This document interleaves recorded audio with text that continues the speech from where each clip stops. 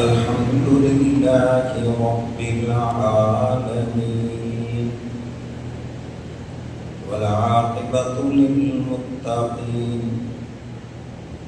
والصلاة والسلام على رسوله وعلى آله وأصحابه أجمعين.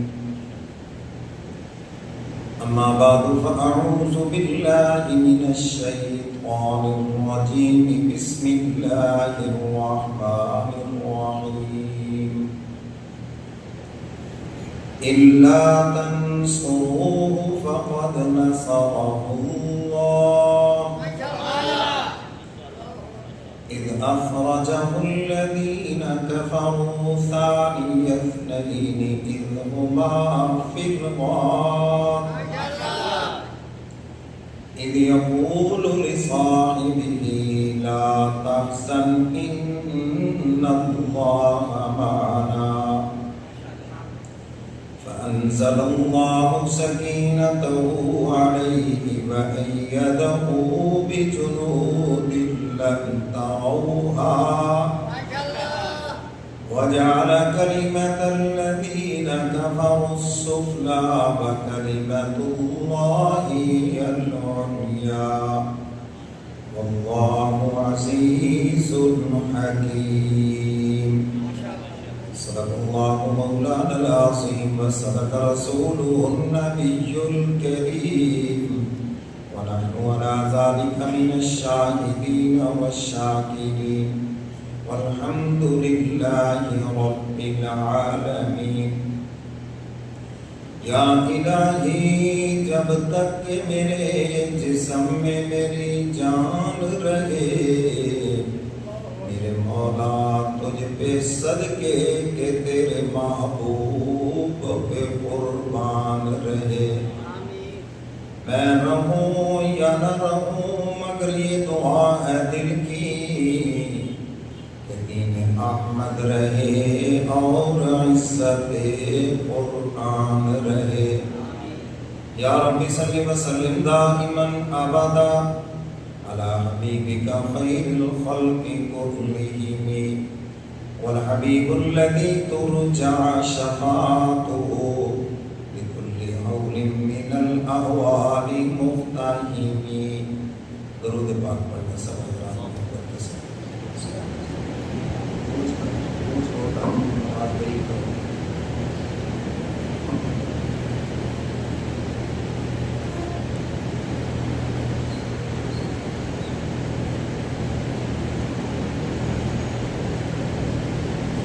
میرے بات پر احترام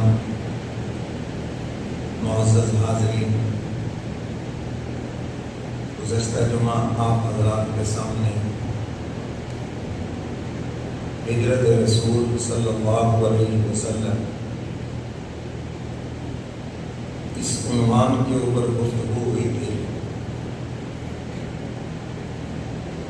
اور آپ کو یہ بتایا کہ سن ہجری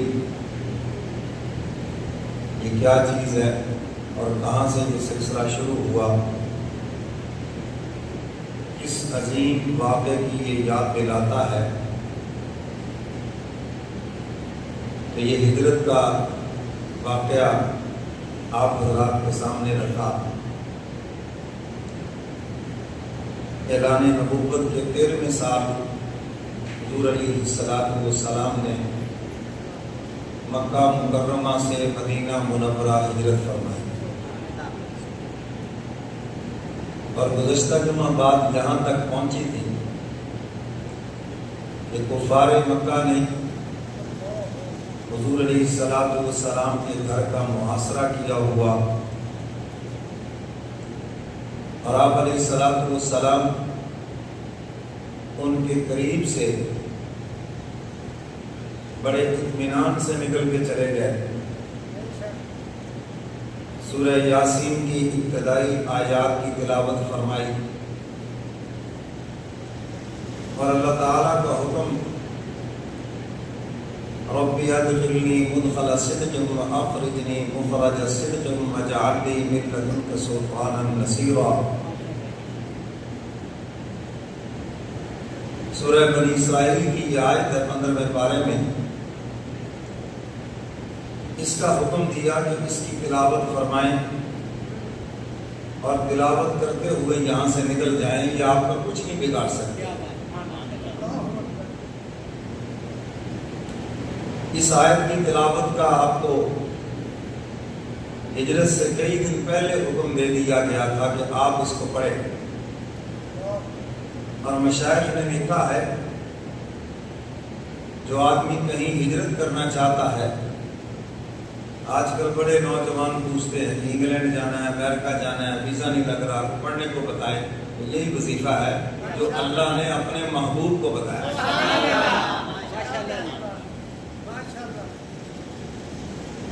تو ٹرانسفر چاہتا ہے ملازم کہ میں یہاں سے ٹرانسفر ہو جاؤں دوسرے شہر میں، تو یہی وظیفہ ہے۔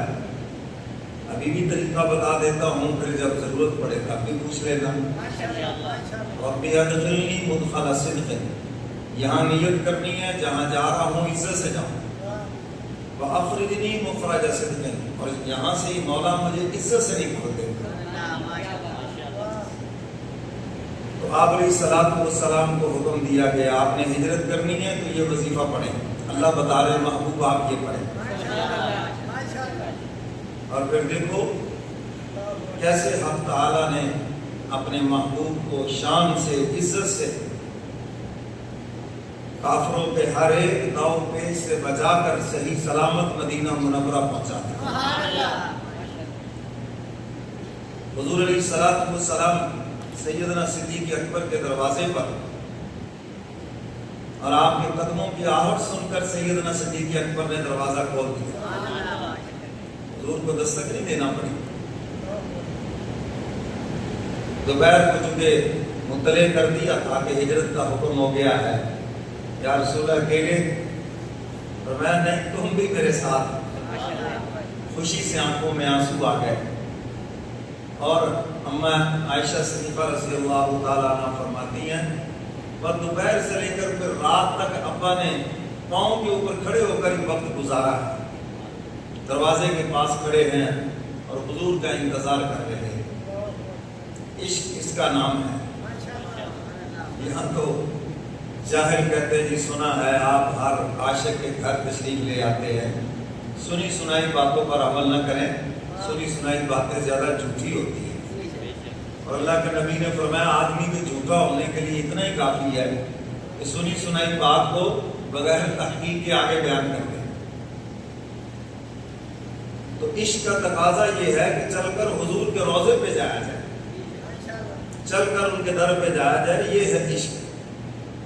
بڑوں کو بلانا کو عشق تھوڑی ہے، تو بے ادبی میں شامل ہے۔ تو سیدنا صدیق اکبر رضی اللہ تعالیٰ عنہ قدموں کی آہٹ سن کر دروازہ کھولتے ہیں، واہ ابو بکر تیری عصمت پہ قربان جاؤں، ساری دنیا رسول کے قدموں میں، اور رسول ہجرت کی رات تیرے دروازے کے اوپر،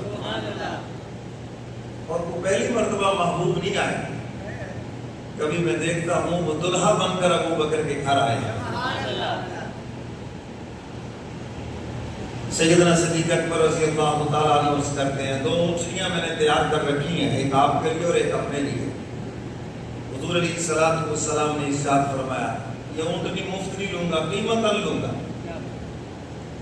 حالانکہ ابو بکر نے اتنا مال حضور پہ خرچ کیا کہ حضور علیہ الصلوۃ والسلام نے ارشاد فرمایا کہ میں نے سب کے احسانات کا بدلہ دے دیا ہے سوائے ابو بکر کے۔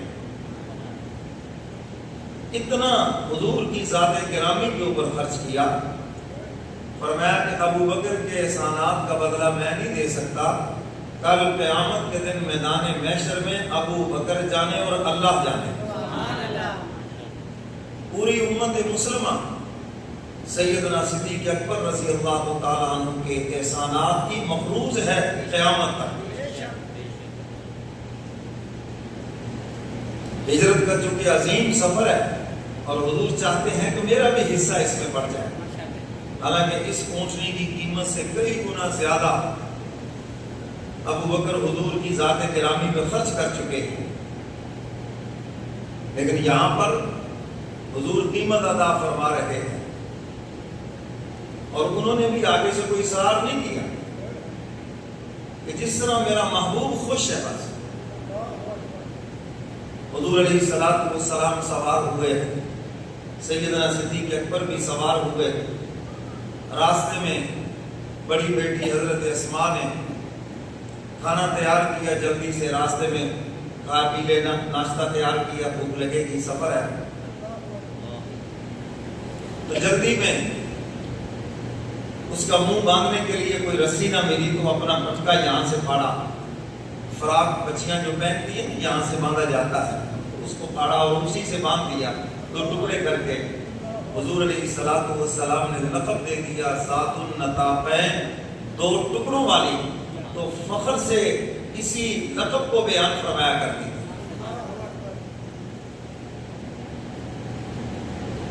حضور علیہ السلام چلے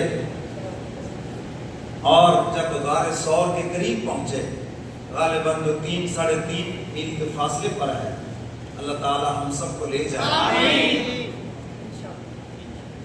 آج جدید دور میں بھی اچھے بھلے حاجی راستے میں بیٹھ جاتے ہیں، بس ہو گئی مولوی صاحب نے کہا کوئی فرض واجب تو نہیں ہے یہاں پہ چڑھنا، بس یہاں سے دیکھ لیں، نظارہ کر لیں، زیارت ہو گئی کافی ہے، ہمت ہے تو ٹھیک ہے، ورنہ کوئی حج عمرے کا حصہ نہیں، کوئی فرض واجب نہیں ہے۔ وہاں پر اونٹنیاں چھوڑ دی گئیں اور پیدل چل پڑے۔ جب تھوڑا سا پیدل چلے تو سیدنا صدیق اکبر سے برداشت نہ ہوا کہ حضور علیہ السلام پیدل چل رہے ہیں اور آپ کے پاؤں میں زخم ہو جائے، نوکیلے پتھر ہیں اور چل بھی رہے، کبھی دائیں کبھی بائیں، کبھی آگے کبھی پیچھے۔ حضور سمجھ گئے، فرمایا ابو بکر تم اس لیے کبھی آگے ہوتے ہو، کبھی پیچھے ہوتے ہو، کبھی دائیں کبھی بائیں کہ دشمن کہیں سے بھی حملہ آور ہو، ابو بکر کی جان چلی جائے اور محبوب سلامت رہے۔ حضور بھی سمجھ گئے، یا رسول اللہ بالکل یہی بات ہے، فرمایا گھبرانے کی ضرورت نہیں ہے۔ عرض کرتے اللہ کے محبوب مجھ سے یہ برداشت نہیں ہوتا کہ آپ کے پاؤں میں کوئی پتھر چبھے، میری گزارش ہے کہ آپ میرے کندھوں پہ سوار ہو جائیں۔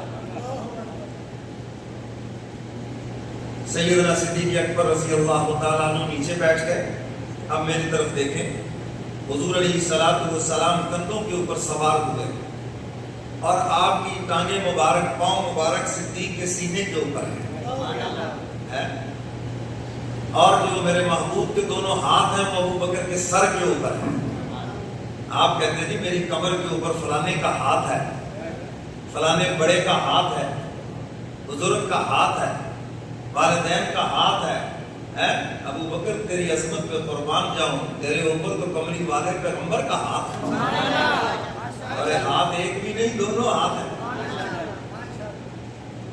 تم یہاں جھگڑے ڈالتے پھرتے ہو کہ ابو بکر خلافت لے گیا، ارے ہجرت کی رات دیکھو، خلافت کیا ابو بکر کو نبوت لے گیا۔ نیچے سے دیکھو صداقت نظر آتی ہے، اوپر دیکھو تو نبوت نظر آتی ہے، اور بیچ میں کوئی فاصلہ تو نہیں نظر آتا۔ یہی راز ہے جو آج تک جاہلوں کو سمجھ نہیں آیا۔ تو سیدنا صدیق اکبر رضی اللہ تعالیٰ عنہ حضور علیہ السلام کو لے کر غار ثور کے پاس پہنچتے ہیں، محبت سے حضور کو اتارا، بٹھایا، عرض کیا اللہ کے محبوب ذرا تشریف رکھیں، غار کو صاف کرو۔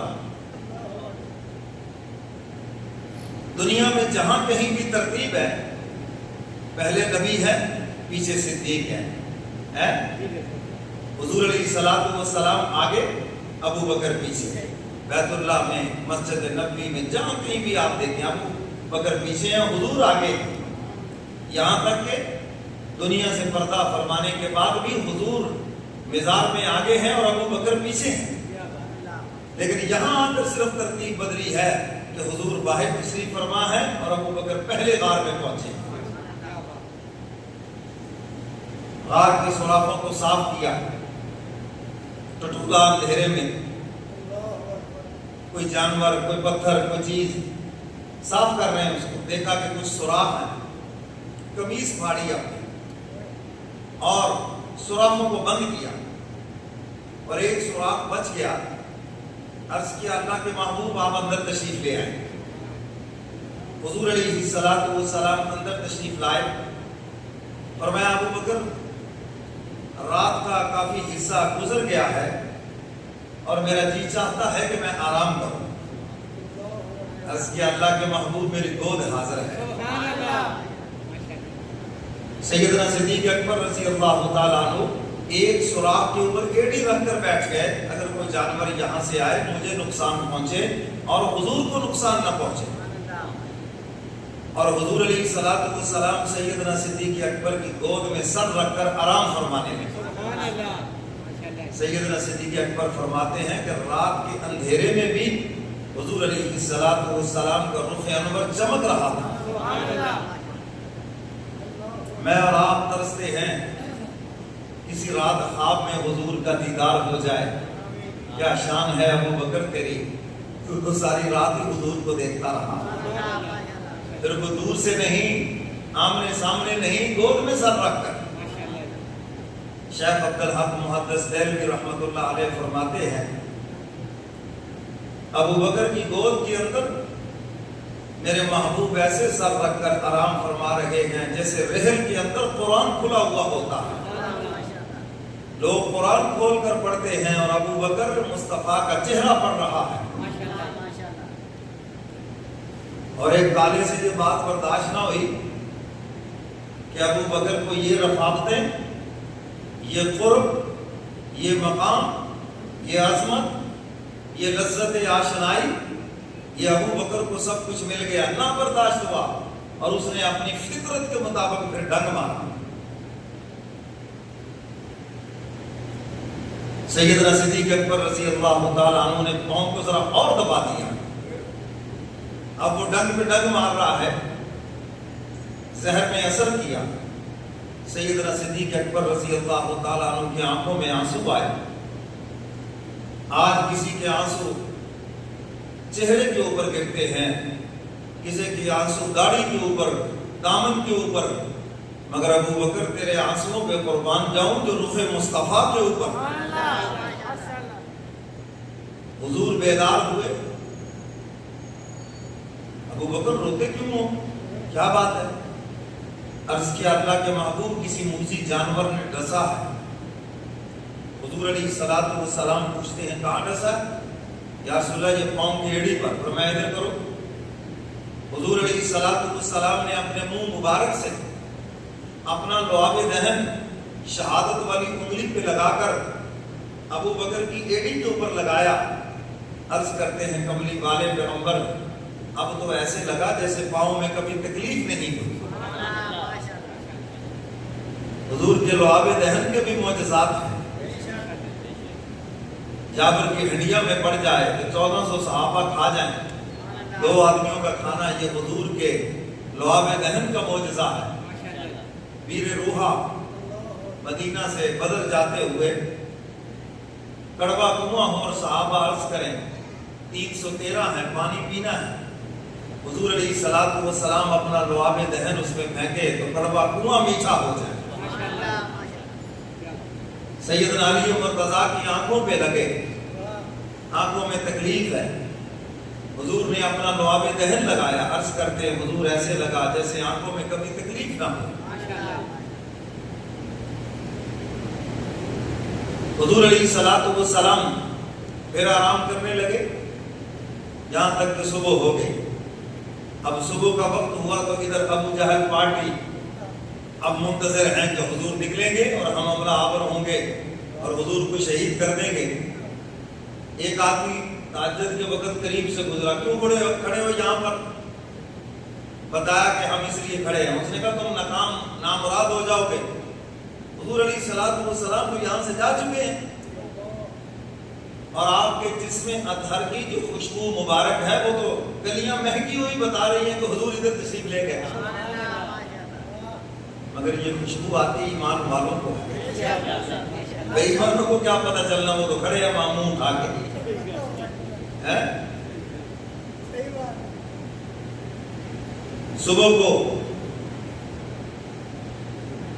سیدنا علی مرتضیٰ رضی اللہ تعالیٰ عنہ جب اٹھے، اب چھوٹی چھوٹی دیوار تھی تو اوپر سے دیکھا کہ یہ تو علی ہے، اور علی کہتے ہی اس کو ہے جو کافروں کو مصروف رکھے۔ ساری رات مصروف رکھا کہ نہیں؟ مار کٹائی بھی کی کہ نہیں ہے؟ خبردار میرے سے ہاتھ تیرا لگ گیا۔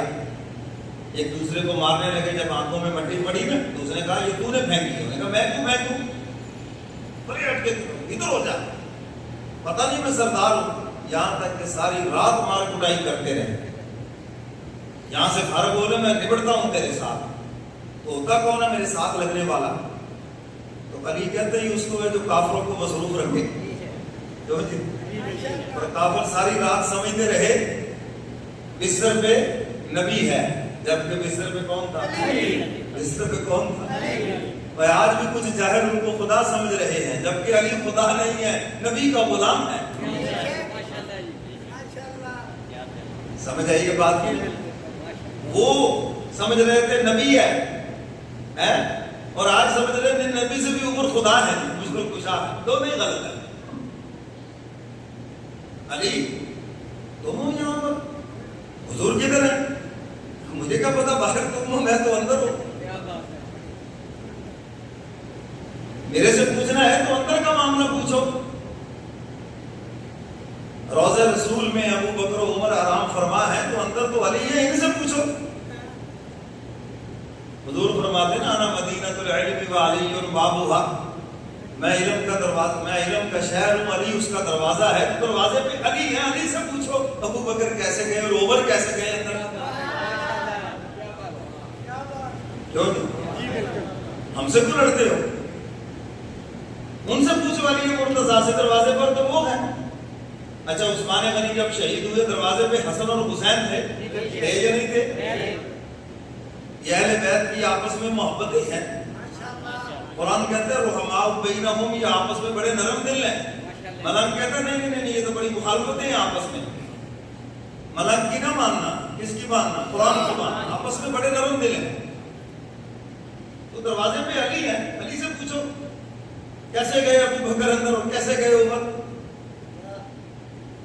تو سیدنا علی مرتضیٰ رضی اللہ تعالیٰ عنہ فرماتے ہیں میں تو اندر ہوں، تم باہر ہو، تمہیں پتہ ہونا چاہیے۔ اب بیک زبان کہنے لگے، وہ آدمی یار صحیح کہتا تھا، تم نامراد رہو گے تمہیں کچھ نہیں ملے گا۔ حضور چلے گئے، واقعی چلے گئے۔ اب کہنے لگے کہ کہاں پر؟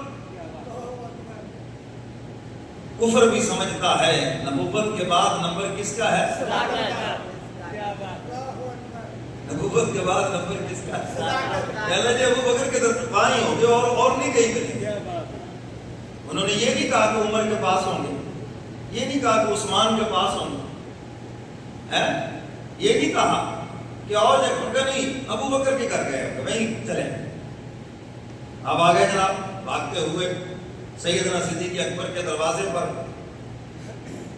اور سیدنا صدیق اکبر رضی اللہ تعالیٰ عنہ ان کے دروازے میں دستک دی۔ اندر سے حضرت اسماء آتی ہیں۔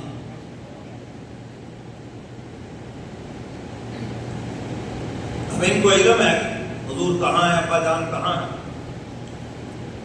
کیونکہ عامر بن فہیرہ سیدنا صدیق اکبر کے آزاد کردہ غلام سارا دن بکریاں چراتے اور شام کو پھر دودھ پلاتے حضور علیہ الصلوۃ والسلام کو، سیدنا صدیق اکبر کو، اور سیدنا صدیق اکبر کے بیٹے سارا دن مکہ کی خبر لیتے اور شام کو جا کے بتاتے کہ ادھر ادھر گھوڑے دوڑائے جا رہے ہیں، آپ کی تلاش جاری ہے، ساری خبریں پہنچاتے۔ تو پتا تھا ابو بکر کے گھرانے میں تو حضور کہاں ہے، تو کھانا پہنچ رہا تھا۔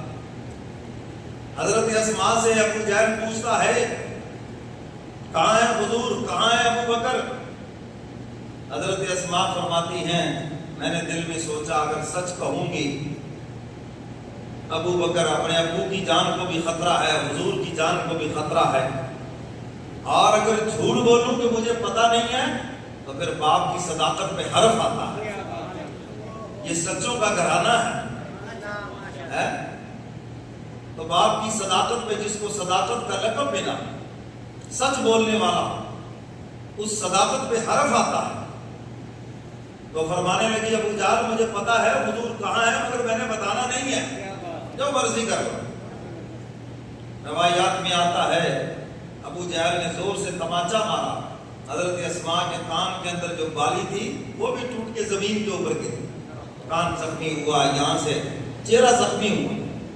اور حضور کو جب اطلاع ملی, حضور کی آنکھوں میں یہ سن کر آنسو آ گئے. سیدنا صدیق اکبر نے کچھ نہیں عرض کیا, حضور کی آنکھوں میں آنسو آ گئے. اور میں تیرے احسانات کا بدلہ ابو بکر میں دنیا میں دے ہی نہیں سکتا, تو اکیلا تھوڑی قربان ہے, تیرا تو سارا گھرانہ ہی میرے اوپر قربان ہے. یہاں سے مایوس ہوئے, اب کھوجی بلائے گئے, کھوجی خورا ناپنے والے. انعامات کے اعلان کر دیے گئے, چاروں طرف گھوڑے دوڑاؤ. حضور علیہ الصلوۃ والسلام سیدنا صدیق اکبر کو جو گرفتار کر کے لائے, 100 اونٹ انعام دیا جائے گا. اب انعام کے لالچ میں ہر ایک بھاگا ہوا ہے, کوئی اس راستے پہ, کوئی اس راستے پہ. آپ یمن چلے گئے ہوں گے, طائف چلے گئے ہوں گے, آپ مدینہ چلے گئے ہوں گے, آپ ادھر چلے گئے ہوں گے. یعنی مکہ سے جتنے راستے نکلتے تھے, ہر راستے کے اوپر حضور کی تلاش جاری ہے. انعام کے لالچ میں سب بھاگے پھرتے ہیں. اب کھوجی بھی آ گئے. شکر ہے اس زمانے کے اندر یہ کتوں کا رواج نہیں تھا, ورنہ یہ کتے کھانی علیحدہ ہوتی. اللہ تعالیٰ نے بھی اپنا انتظام کر دیا محبوب کی حفاظت کے لیے. مکڑی کو حکم دے دیا, جس غار میں محبوب آرام فرما ہے تم یہاں جالا تن دو. اللہ بتانا چاہتے ہیں یہ ہے تمہاری سپر طاقتی, ایک جالا بھی تم تراش نہیں کر سکتے. بس یہ حفاظتی ہم نے باڑ لگا دی ہے. انڈیا میں باڑ لگائی ہے, لوہے کی لگائی, لائٹیں لگائی. اللہ کہتا ہے میں نے بھی باڑ لگا دی. ان کا باپ بھی اس کو نہیں توڑ سکتا, جو مرضی کر لیں گے. اور کبوتر کے ایک جوڑے کو حکم دے دیا, سامنے چھوٹا سا ببول کا درخت ہے, کیکر کا درخت, اور اس پہ جناب اس نے فوری انڈے دے دیے. گھونسلہ تیار ہوا, آرام سے کبوتری بیٹھی ہوئی ہے. فوجیوں کو لیا, قرآن ناپنے لگے. نبوت یہاں سے چلی, پہنچی کہاں؟ صداقت کے دروازے پر. یہاں تک تو ٹھیک ہے, سمجھ آ گئی بات. یہاں سے پھر 2 اونٹنیاں چل پڑی. اب پھر اونٹنیوں کے پیچھے پیچھے چل رہے ہیں. کاش وہ حضور کے نقش پا کے تابع دار ہوتے, ان کی جنت کے اعلان ہو جاتے. وہ تنقید کی نظر سے دیکھتے رہے. میرے مرشد فرمایا کرتے تھے تنقید کی نظر سے دیکھتے رہے, اس لیے ایمان نصیب نہ ہوا. اگر ایک نظر بھی محبت سے دیکھتے تو تابع دار بن جاتے.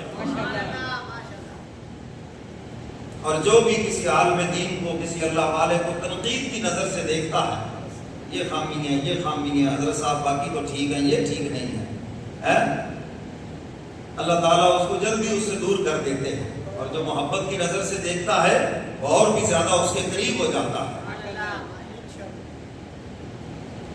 انسان ہے, انسانوں میں انسانوں جیسی صفات ہوتی ہیں.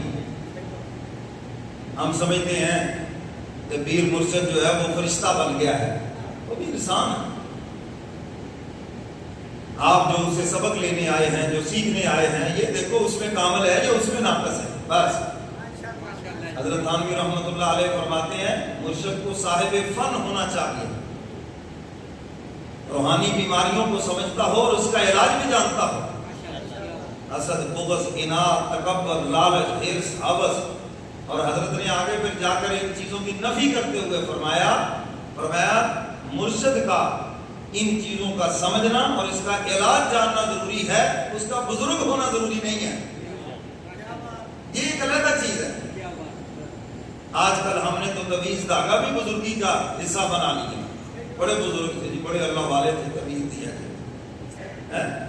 یہ تویز داغا کو بزرگی کی علامت ہے. یہ کہ کاروبار ہے, اچھا خاصا بزنس ہے, یہ دنیا کا کام ہے بھائی, کوئی دین کا کام نہیں ہے, کوئی ثواب نہیں ہے, بزنس ہے ایک اچھا خاصا. کریں آپ. اگر آپ غلط فہمی کا شکار ہیں کہ تویز داغا جو ہے یہ ثواب کا کام ہے, روحانی کام ہے, یہ دنیا کا کام ہے بھائی.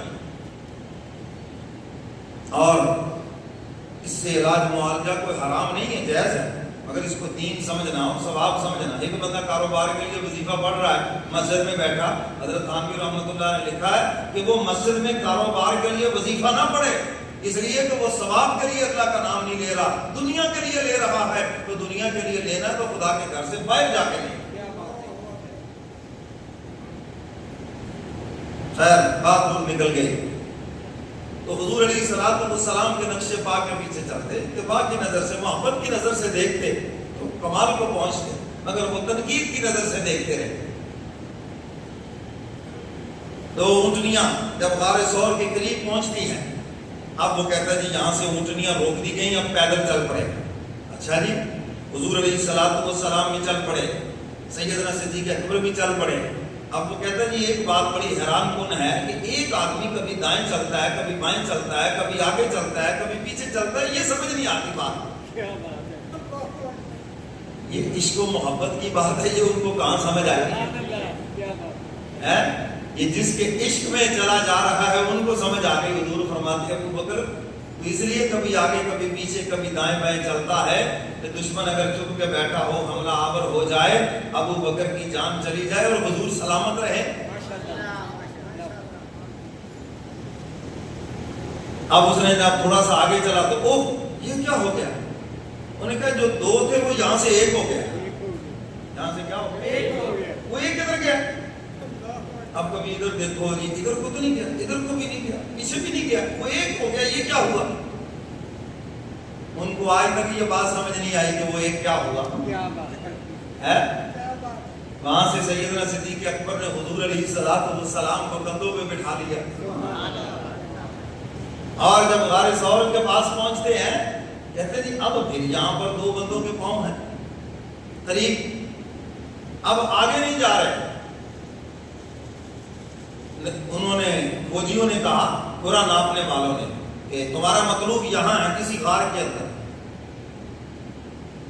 سیدنا صدیق اکبر رضی اللہ تعالیٰ عنہ فرماتے ہیں کہ یہ باتیں میں سن رہا ہوں اور کانپ رہے ہیں جسم, اور عرض کرتے اللہ کے محبوب ہم پکڑے گئے.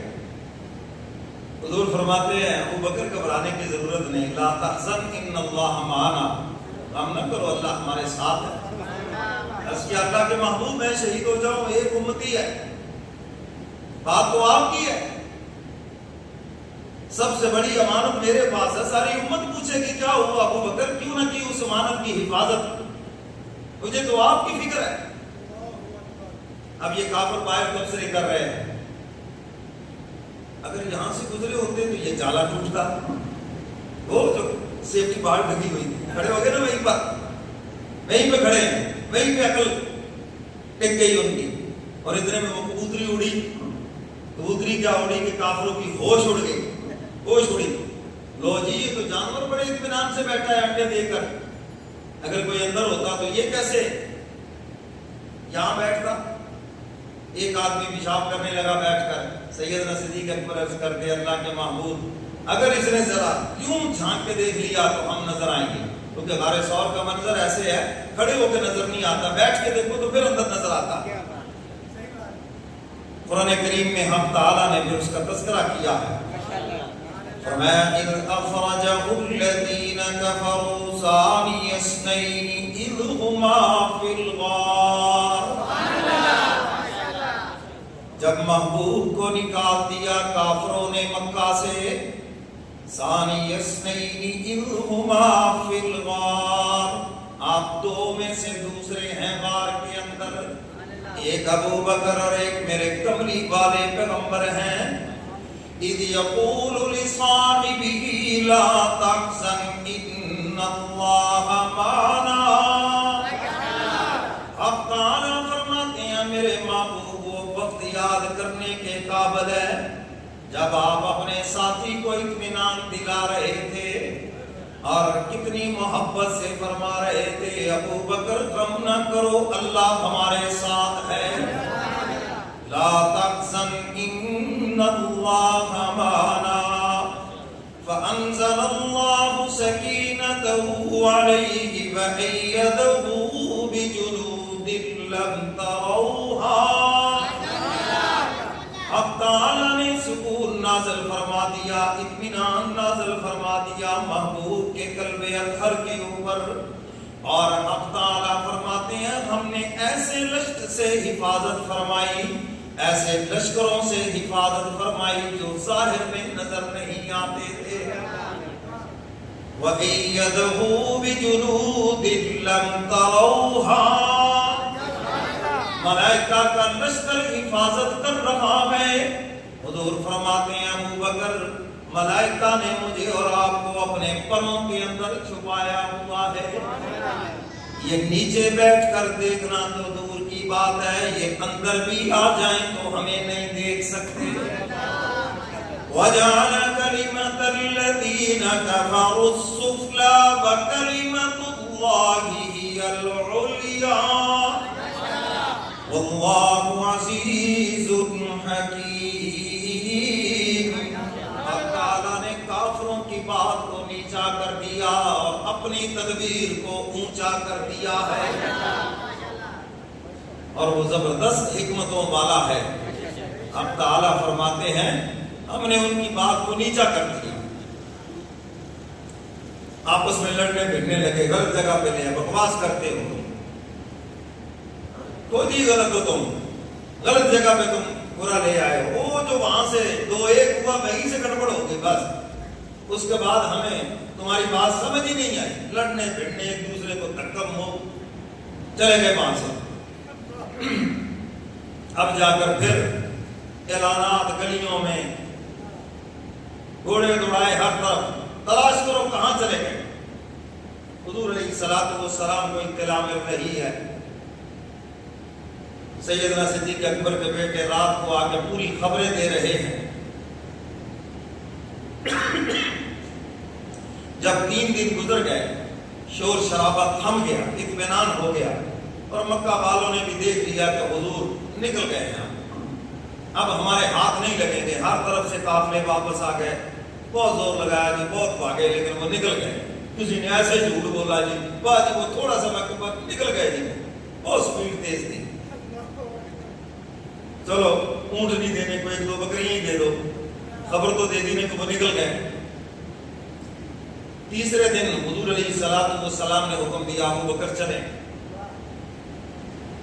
عامر بن فہیرہ غلام ساتھ ہے, اور ایک کافر کو اجرت پر لیا جو راستہ جانتا تھا. معروف راستہ چھوڑ کر غیر معروف راستہ ساحل سمندر کی طرف سے مدینہ منورہ لے جائے. اور ادھر مدینہ والے بھی انتظار کر رہے ہیں کہ حضور چل پڑے ہیں, آج کل پہنچنے والے ہیں. وہ ادھر منتظر ہیں, اور ادھر سے حضور علیہ الصلوۃ والسلام بھی چل پڑے. عبداللہ بن عریقط جو رہبری کے لیے, رہنمائی کے لیے, راستے کی رہنمائی کے لیے حضور علیہ الصلوۃ والسلام اونٹنی پہ سوار ہیں. سیدنا صدیق اکبر پیچھے ہیں, اور رہبر ایک اونٹنی پہ سوار ہے, پیچھے آزاد کردہ غلام ہے. غار ثور سے نکلے اور مدینہ کی طرف سفر شروع ہوا. ابھی مکہ سے تھوڑا سا باہر نکلے تھے. سراقہ بن مالک کہتے ہیں میں گھر میں بیٹھا تھا, کچھ لوگوں نے خبر دی کہ لگتا ہے کہ حضور علیہ الصلوۃ والسلام یہاں سے تشریف لے جا رہے ہیں.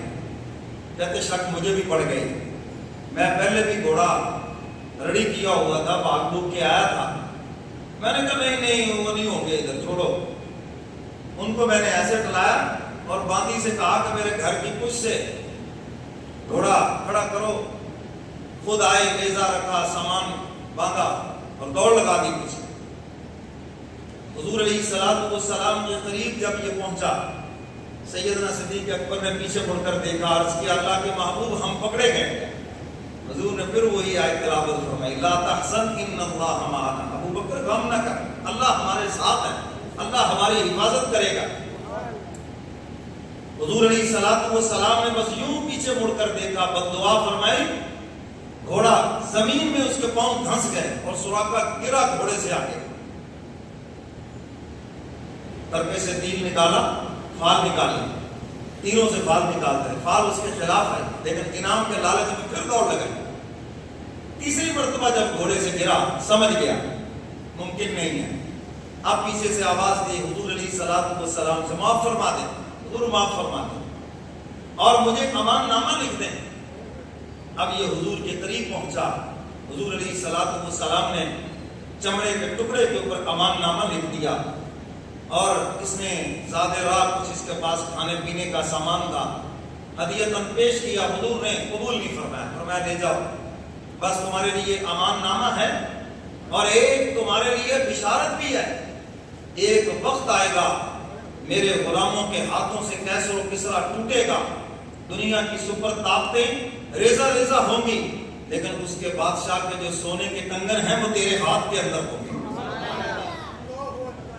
حضور یہ پیشین گوئی فرما رہے ہیں ایک کافر کے لیے بظاہر، فرمایا ایک وقت آئے گا۔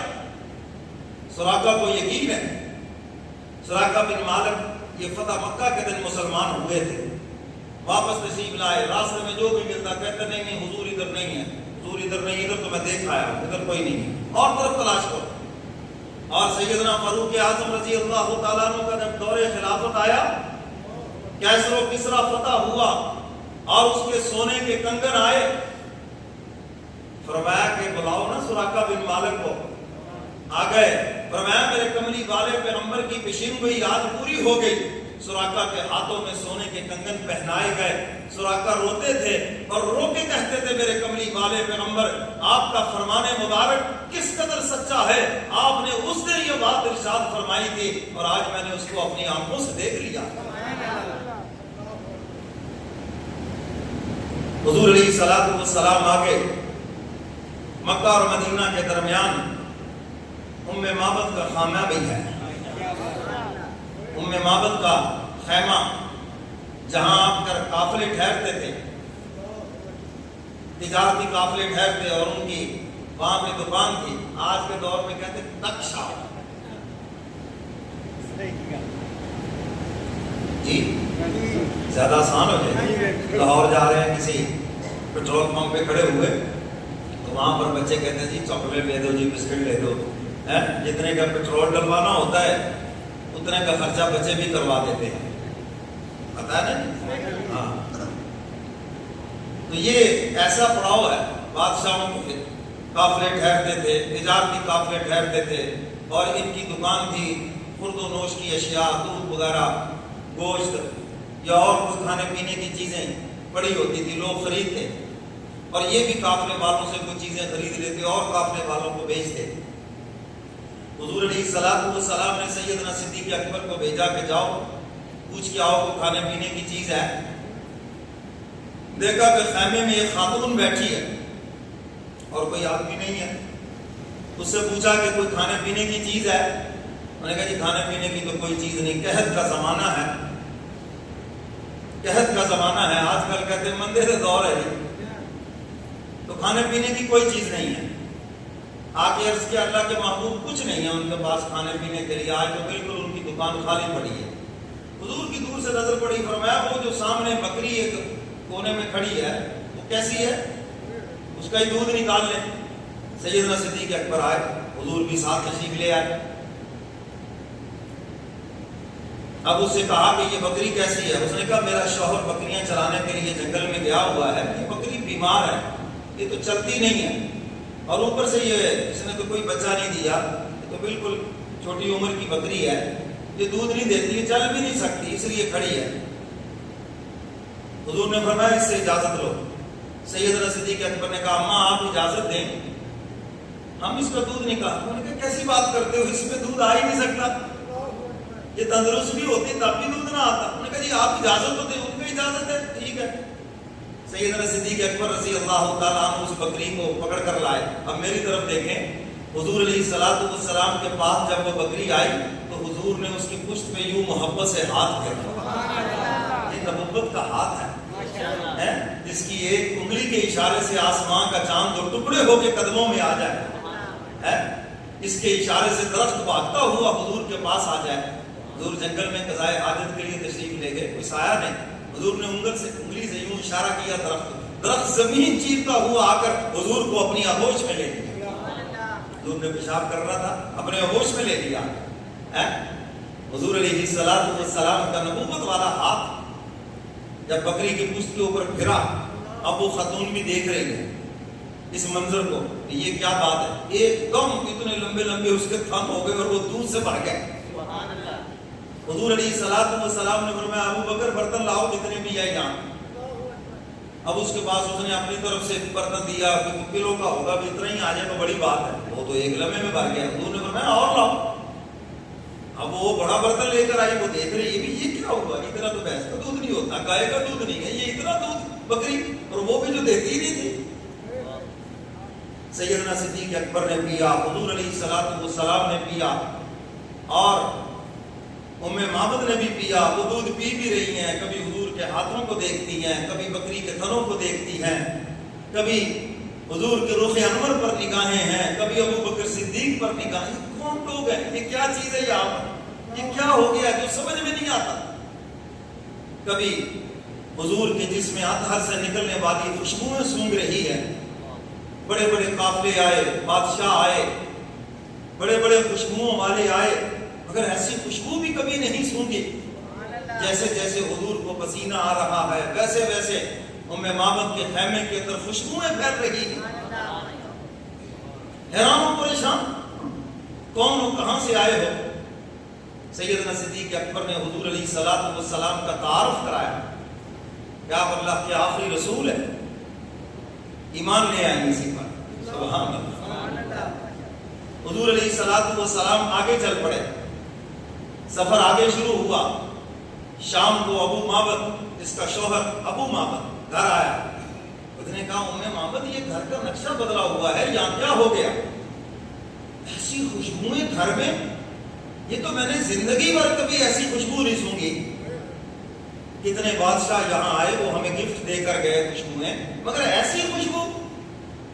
اب ام معبد حضور کا تعارف کرا رہی ہے، حضور کا حلیہ بیان کر رہی ہے، ایسا حسین زلفوں والا، ایسے حسین چہرے والا، ایسے حسین دندانوں والا، ایسا خوشبوؤں والا، اور پھر اس کے غلام کا تذکرہ کرتی ہے، میں نے بادشاہوں کے نوکر چاکر دیکھے ہیں مگر جیسا غلام میں نے حضور کا دیکھا ہے آج تک نہیں دیکھا۔